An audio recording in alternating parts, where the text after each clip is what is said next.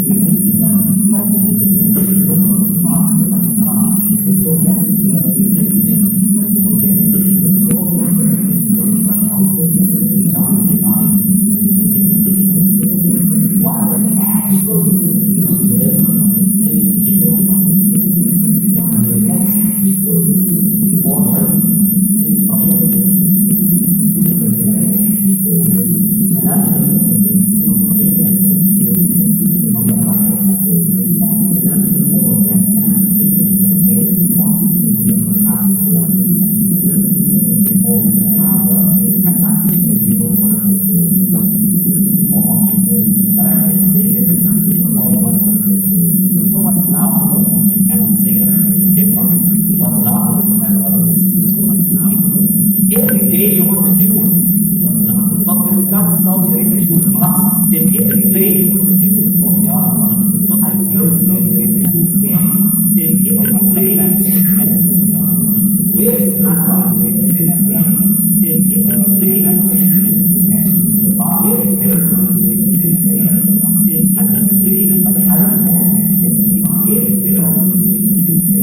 why?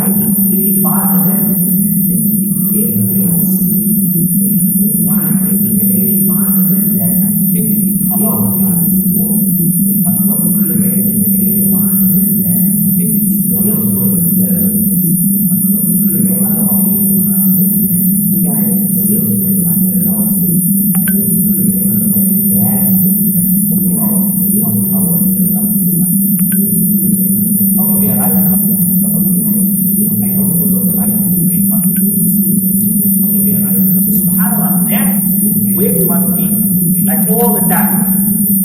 Okay, so subhanAllah, we can't stay here. Where we want to be, like all the time. I say, we can't stay here. Where we want to be, like all the time. I say, now, we can't stay here. Stay here, like all the time. Relatively close. Okay, now, we can't stay here. Or some of us stay very close.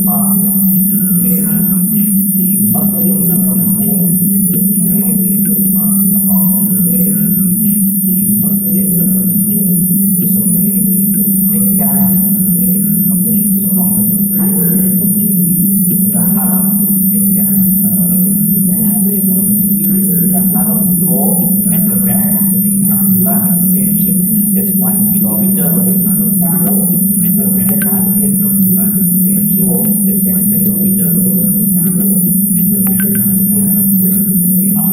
That's the kilometer. Once in the red is close as possible. It's not the not the car. But also the check and show your app.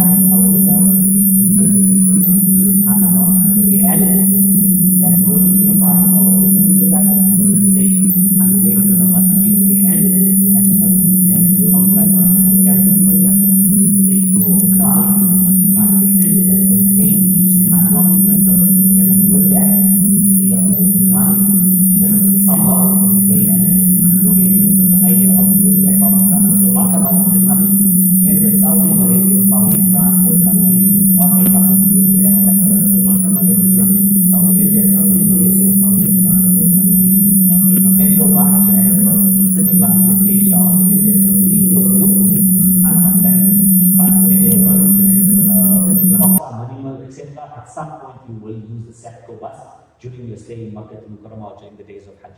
There's private taxis, so literally stand on the side of the road, wave your hand in the air. Most probably the place where you stand, you only have to wave your hand in the air because you'll see lots of people competing to secure a taxi. It's an efficient way, subhanAllah, to move between A and B.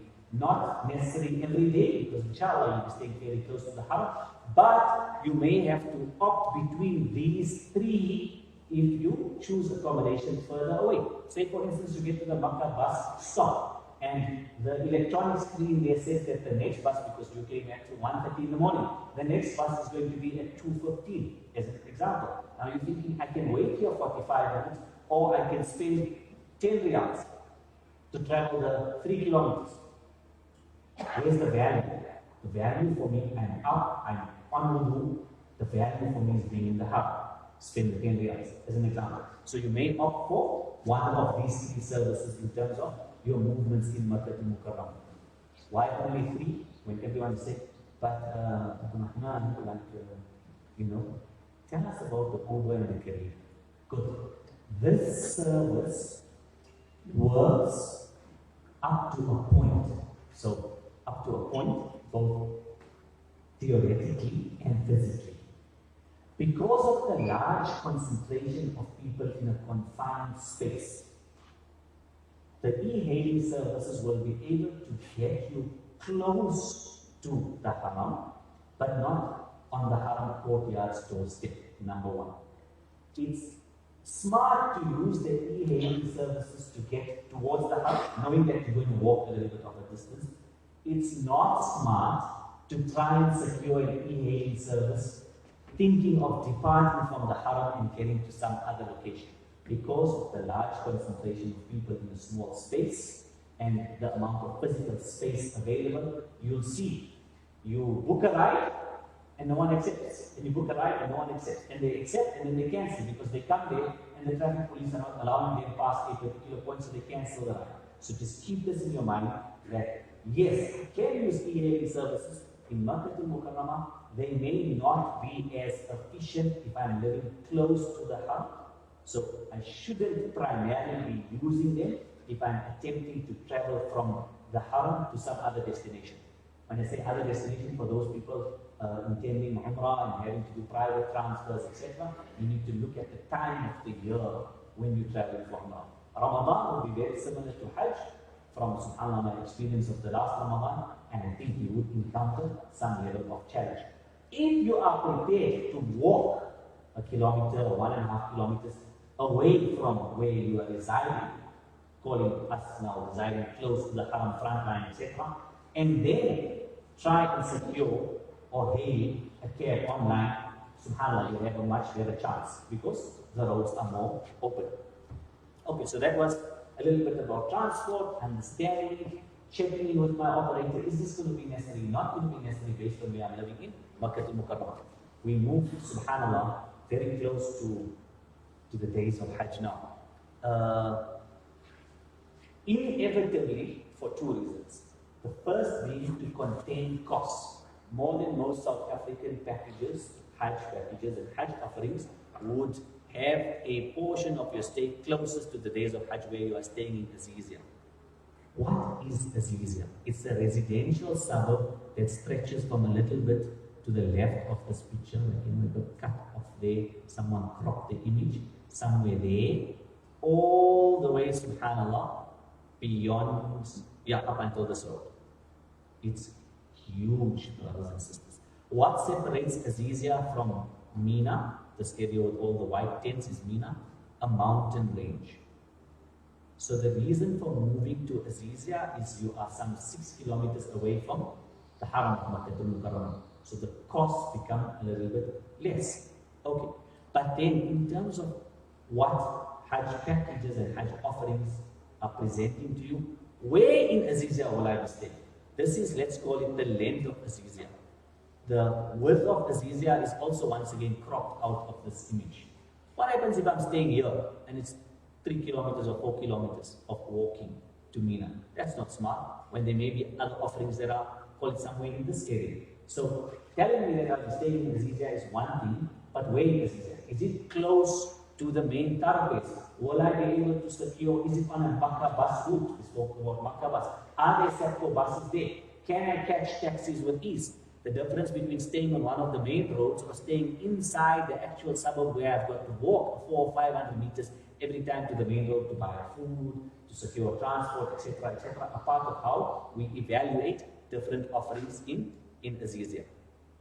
Okay, then in terms of the physical accommodation, is this a service facility or a non-service facility? Manage my expectations. Will I get fresh bed linen every 2 or 3 days or not? Is there a kitchenette? Because if it's an unserviced facility, then it's most likely not a hotel, so they're not providing meals. Is there a kitchen where I can warm up food? Is there a microwave? Will there be a kettle, etc., etc.?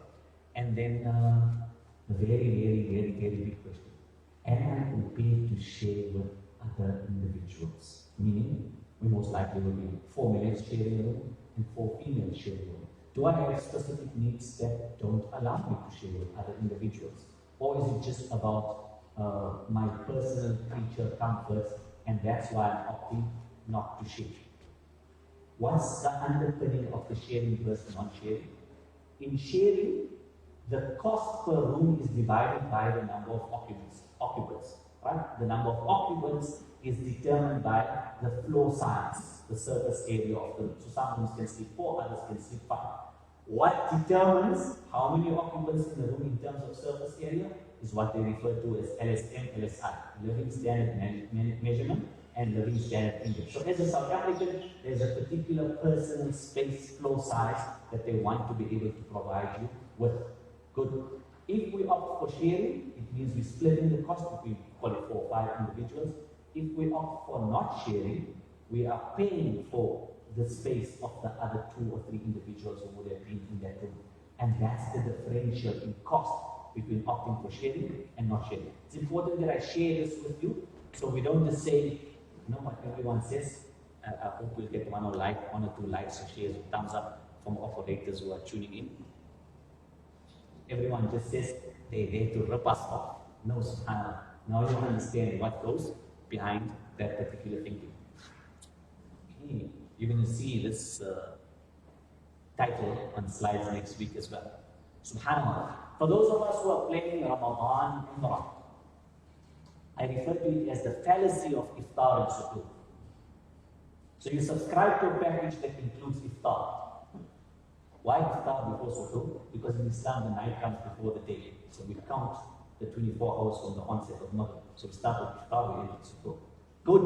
So iftar is served between Maghrib Adhan and Isha Adhan. See the problem? You want to be in the Haram. And our South African Muslim sentiment, I paid for it, I must get it. So you sacrifice your salah with jama'ah in the Haram because I paid for this iftar, like a good couple of $1,000. Okay, the fallacy of iftar. And then what the brothers and sisters ask on this groups, will they serve us iftar at 10:30? Yeah, but you still need Taraweeh. So, am I prepared to forfeit my Taraweeh, which is the objective of doing, one of the objectives of doing Umrah in Ramadan, right? To be there for Salat Taraweeh, to listen to the Quran, recited in the actual land where Quran was revealed, subhanAllah, etc., etc. The fallacy of suhoor. Suhoor is served from the first Adhan of the morning, which is Tahajjud Adhan, an hour before the Adhan of Fajr. What is the thumb rule that we use for accessing the Haram? Ramadan and Hajj. I must be in the Haram an hour before the Adhan. So now I paid for it. I'm going to try and get a quick suhoor and then inshallah I'll run, I'll be 45 minutes before Salah. Maybe I'll get it. Really? Is it worth spending a few tens of thousands rands extra subscribing for a hotel offering that has suhoor and iftar when these are the times at which subhanAllah suhoor and iftar are served? In my mind, definitely not. Yes, it comes with the cost of inconvenience. Now I need to make my own arrangements for my meals. And actually, there's lots of vendors, there's lots of options, etc., etc. But this is something, subhanAllah, I thought I would point out for those attendants of the class who are intending Umrah. In terms of generally, Umrah and Hajj, ask around the included meals. It will come up, inshallah, next week as well. We speak about the idea of making the included meals and planning our itinerary and our routine such that the included meals in my offering should be the biggest meals that I have in the day. Because I'm paying for it, right? So subhanAllah, that's the time when you really want to eat. Now, 2023, we add an additional one. Acronym. IF.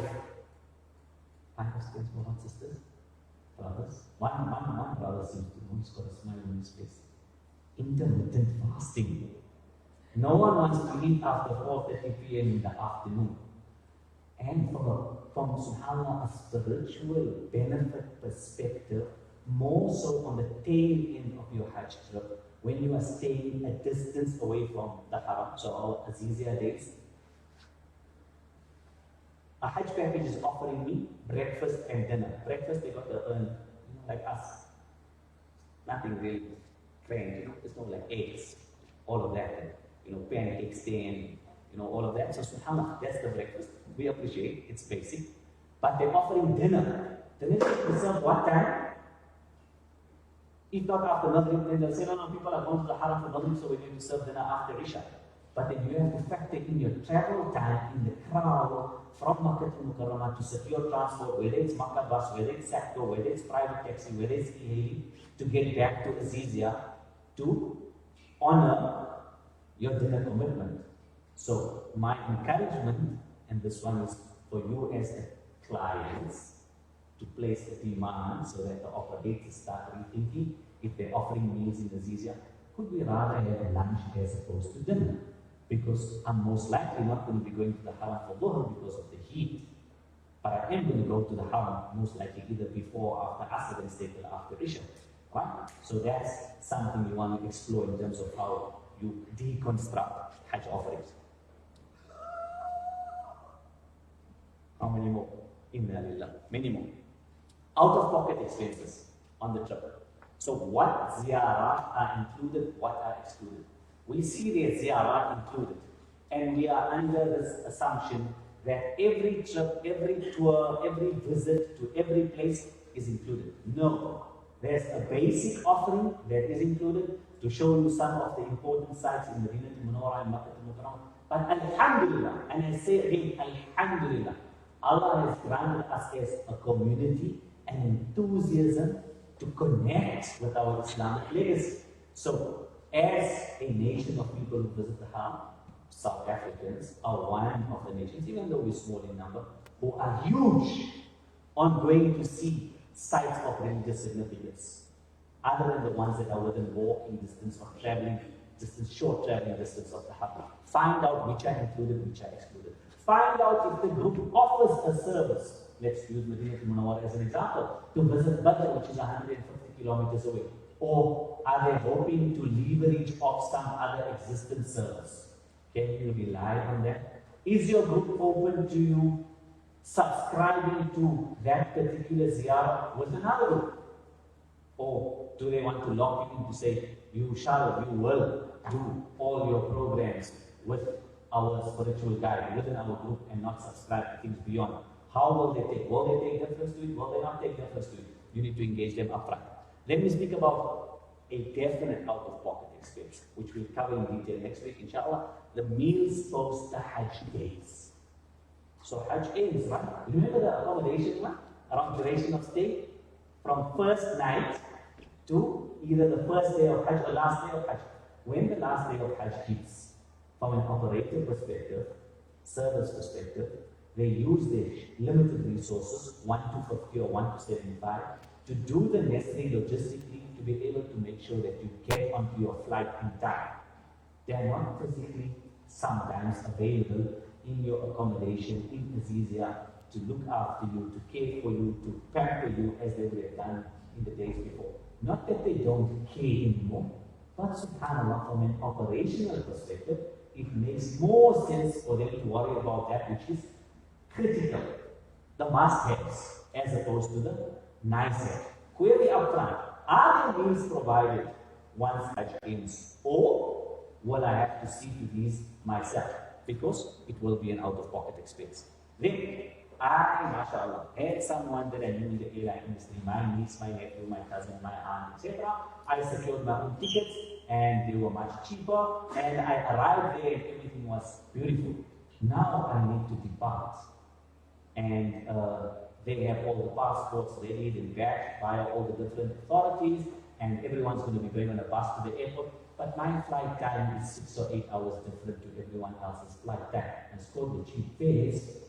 Maybe it was 2,000 very cheaper, but now to secure a private taxi that meets certain conditions, so the driver must be a Saudi national, blah, blah, blah, so that they will hand over the passports to him so that he can take me to the airport, cost me maybe 500 riyals times 5, 2,500 then. Was it really worth the cheaper tickets? Okay, so subhanAllah, keep this in mind when up front, you know, our first slide, let's fly, one of our earliest slides, let's fly.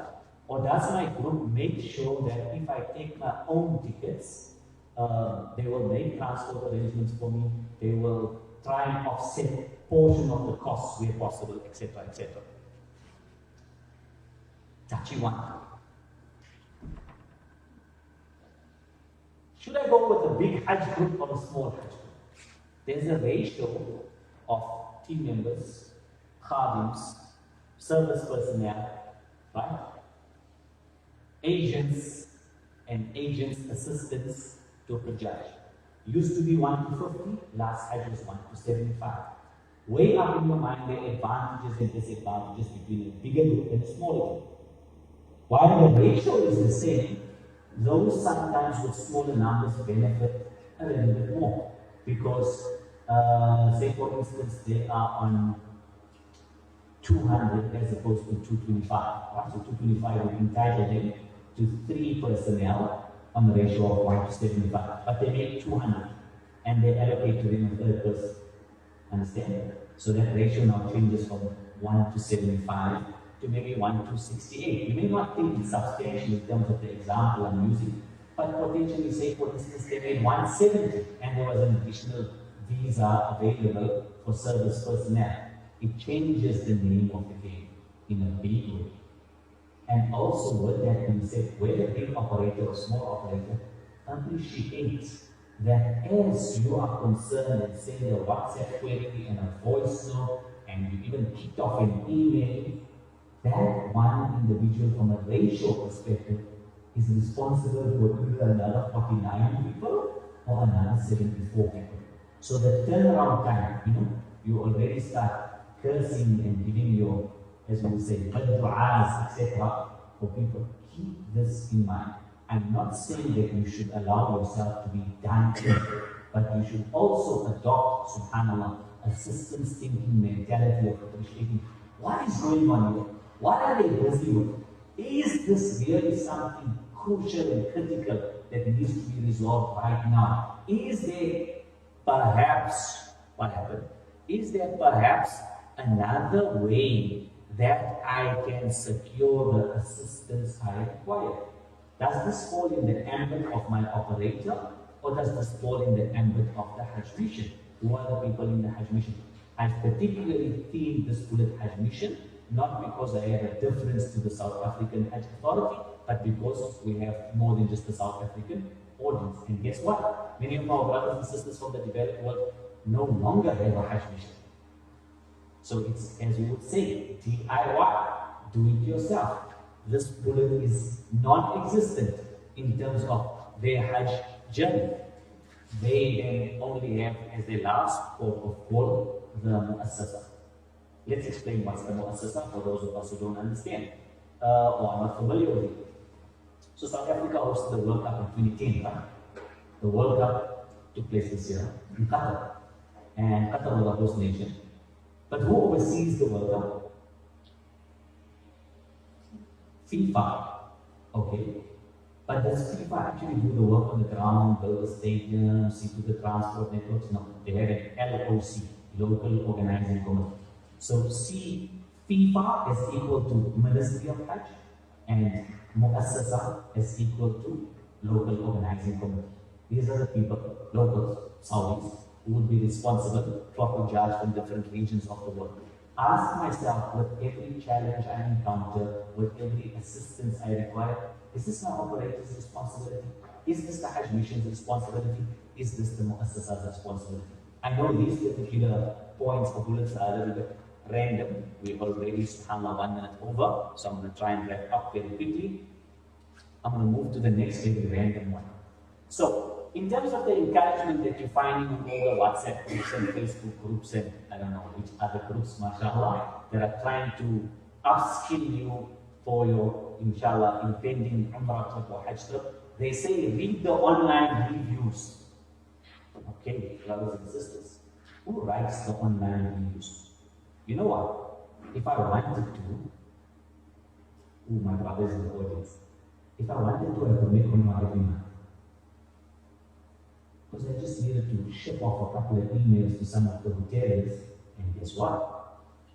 I get the Umrah visa, I get the paid ticket, because I'm going to be writing online reviews. I hope the penny dropped. Or if you say, hey, I checked the person's social media profile, see what their page is about, what they post, they're not an influencer. But then, if I did a search on that particular person's handle, they are, subhanAllah, serial complainer. Then I see them just with negativity everywhere. So how objective then is that online review? What I say is, be circumspect. Because you know the forward, terrible experience we had at a particular thing. Who wrote it? Like, is the number there? Can I call and verify? What was the terrible experience? I'll give you an example. I hope some subhanAllah or Hajj mission remember this. A family from South Africa, brother, sister, and mother, traveled to Hajj. In a particular year, when everyone's visas came out late how? Means that people forfeited the entire stay in Medina Munawwara. No fault of theirs, no fault of the operator, because the embassy was delayed.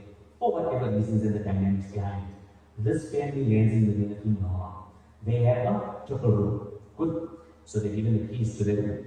They go up to their room, they go into the bathroom, and they find in a country where you can't drink the tap water, there's only 2 glasses, not 3. They lodge a complaint. Online reviews, check them out. See what they say. Verify, subhanAllah, before it sways your decision either way. I'm also speaking about the positive ones because it could be the influences. Okay, so these are all the standard grade. Normative results are similar. The standard grade considerations in terms of the determinants behind a Hajj package and how you explore them, right? Can we do some higher grade ones?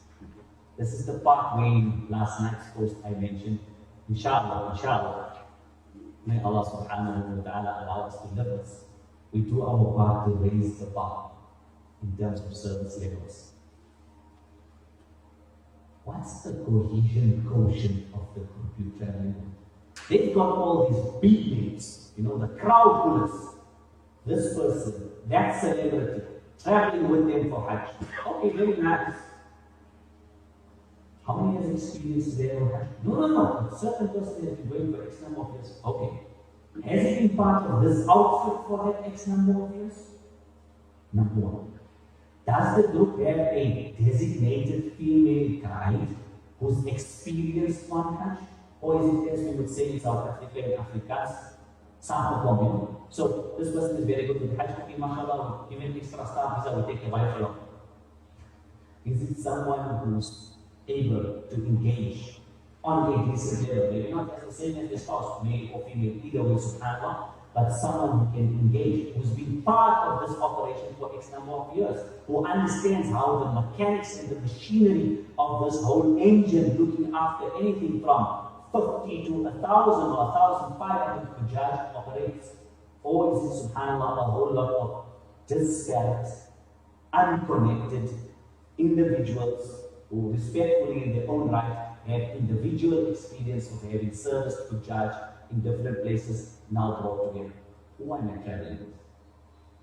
What's the track record of the people who are actually rendering the service? Not the profile of the brand or the franchise that the operator belongs to. No, subhanAllah. Because it's not cheap. And it's not only about the money, it's about the value. So this, subhanAllah, is what that point is, the cohesion quotient of what makes up a team of people. And every proverb, Salim Mujarrab wal al-Hakim, ask the experienced, not the wise. We spoke about judiciousness. If I have to espouse judiciousness as a hajj, then there should be a higher level, higher grade judiciousness from the side of the operator. So is it just crowd pullers that are making up the team, big names who have status and standing in society and community, and they bring in the clients, draw cards? Or is it people who subhanAllah espouse Sayyid al-Qawm Qadimu, the leader of the people is their servant, where you know and you've heard accounts of this person at this hour of the day, this year, last year, that year, how this elderly person, etc., etc. Understand? Do a little bit of digging to see where I'm going to get the most value. Now, you'll say that all of the stakes have to be word of mouth. Because I can't rely on online groups, right? But you have to ask the question, when did you travel with that particular operator? Oh, my friend, oh, my brother, oh, my sister, oh, my neighbor was advising me. No, it was in 2004.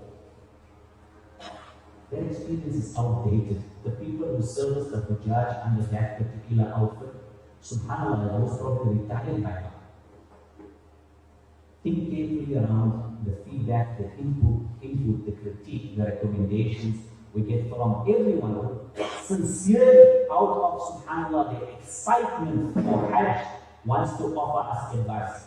It's coming from a good space, but I need to filter. Is it new? Is it up to date? Is it pre-COVID? I have to discount it a little bit. Or is it post-COVID? Okay. What does this mean? When you see this slide, you what does it mean? Reach the end of the day. SubhanAllah, brothers and sisters, no session that we have comes without homework. I will check the homework, mark the homework, create the homework, and hand it back to you. Yes. Gives me something to do during the week, so I keep myself out of trouble. So, brothers and sisters, I know that today's presentation, in the sense you came intending to sincerely learn about Hajj, maybe didn't teach you too much about Hajj, but I also sequenced and timed down. Brother, sister, I'm here for some serious business. Or they came and they made idle chit chat and spoke about the weather and your cousin and the wedding and this and that. And then as an afterthought in the last few seconds before they exited your house, they like, make us maaf for anything. Which one was it? You didn't think too much about it. Because, inshallah, our hearts were ready to forgive. But now, let's go back to the verse of Quran we shared. وَمَا تَفْعَلُوا مِنْ خَيْرٍ يَعْلَمُهُ اللَّهُ. Whatever good you do, Allah knows it. Why are you still in Arafah? Because you have hope in the hadith of Muhammad sallallahu that you will return home back and you won't be. Imam Nawawi rahimahullah, in his commentary in the chapter surrounding forgiveness, Riyadh al-Salihin, mentions that there are prerequisites to forgiveness from Allah's side when it comes to the rights of Allah's creation. We cannot be the people who make us maaf for what we said. Brothers and sisters, your homework is to go home today, not tomorrow, not one day, not when you open up your machine again on Monday morning for your first Teams or Zoom call. No. Today, now. Perhaps we can discuss it, brainstorm it in the car on the way home for everything. Who are the people whose feelings I hurt? Make a list. Be brazen and brutally honest with yourself. And then you're going to get this list and jog your way to as far back as you can take. Which is when when I became Gulf, when I became Baba, from there, could be 20 years, 30 years, 40 years, 50 years, hey, this year could even be 60 years of your life. Because there's no age gap, right? Who are the people who are offended? Knowing who are the people who I thought, but like, I didn't offend them, like, why should I be asking them for much? But they, subhanAllah, were hurt.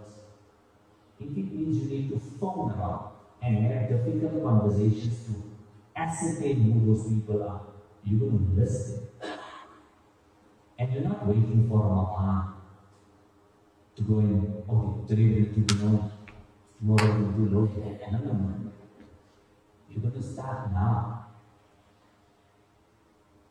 In their face.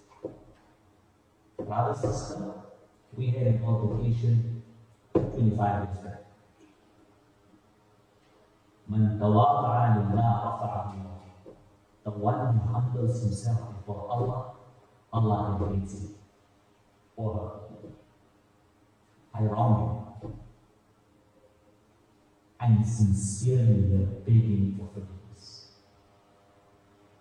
And Allah is only going to be willing to forgive me if you have forgiven me. What's your next question? Why did you not forgive me? Hey, guess what?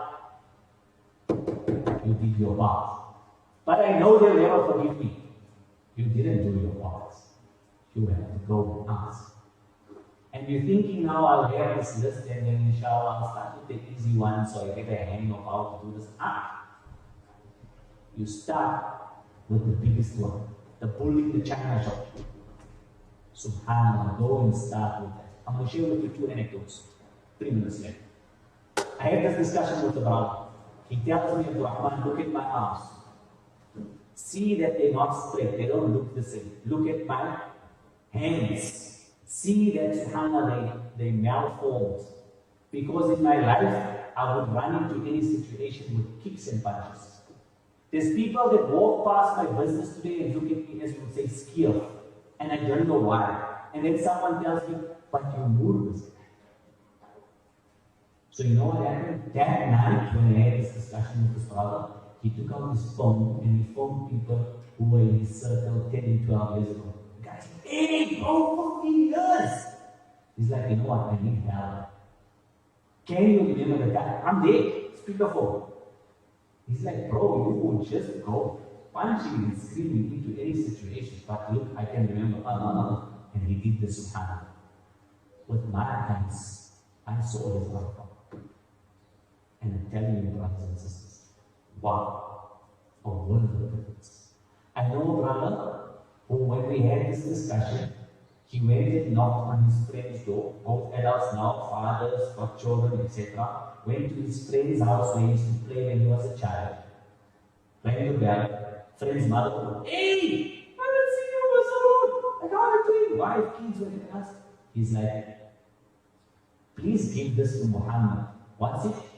It's a cricket bat that he nicked from his friend when they were teenagers. The extent to which, with 2 live examples, I'm saying, we joggle our minds because we want to go to Allah, the clear slate. So that's subhanAllah. It's the first piece of homework. I got 90 seconds. The second piece of homework tomorrow morning, brothers and sisters. Every week, alhamdulillah, we're making tashkeel. I don't have a park open and I don't have a small island. 7 o'clock, Amarancha Dam. We walk for an hour every Sunday to prepare physically for Hajj. If you live in the catchment areas, subhanAllah, Amarancha Dam, it would be good that you can join us. We have people who've made Hajj and Umrah before, we have others who are intending Umrah, we have others who are intending Hajj, we have some that are accredited, others that are not accredited. You can come along, subhanAllah, with your whole household, so bring the children with the strollers and the prayers and the sweets and the caps and the sunglasses and everything else, so that it also becomes a means of those young souls in their minds having the first imprints of when my mom and dad, uncle, aunt, grandfather, grandmother were making Hajj, they were preparing. You know what? You're actually making them make their meal.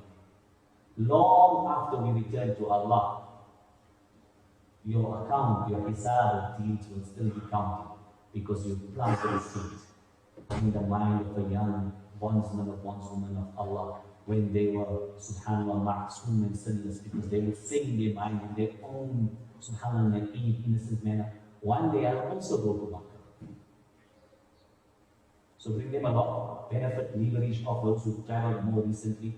And subhanAllah, there's some who are currently on Umrah, they'll join the walk in a few weeks' time, etc., etc. We benefit from each other. You can ask questions, you can get to know other people who وَتَعَاوَنُوا عَلَى الْبِرِّ وَالتَّقْوَى, and mutually join each other in acts of righteousness and Allah consciousness, who are going to stand and share Arafah with you. And then definitely, after taking 3 minutes of your time, it's a tall ask from my side. We're going to see next week. Allah willing, you're going to each one bring one. You're going to bring other people who you know are attending Hajj as well to the physical class. Next week, we're going to be talking all about the money.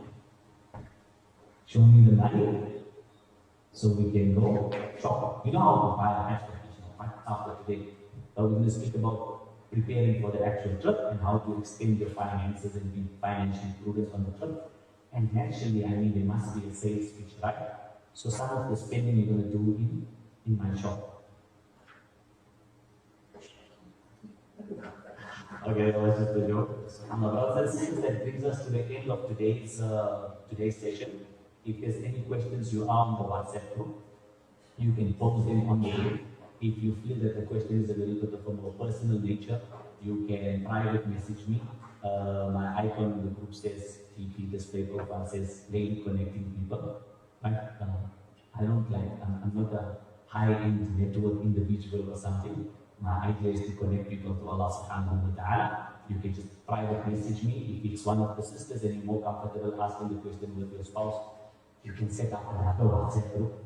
No problem, together with your spouse so that I'm present, and then we can engage. If it's something that requires an answer immediately, I'll respond immediately. If it's something that I feel will benefit the class, I'll mention the question in class without, like I did today, subhanAllah, without mentioning or singling out individuals, so we all benefit. If it's something that we're going to cover in one of the future sessions, then I'll give you a response there to say, don't worry, this is coming up in 2 weeks' time, 3 weeks' time, we're going to cover it then.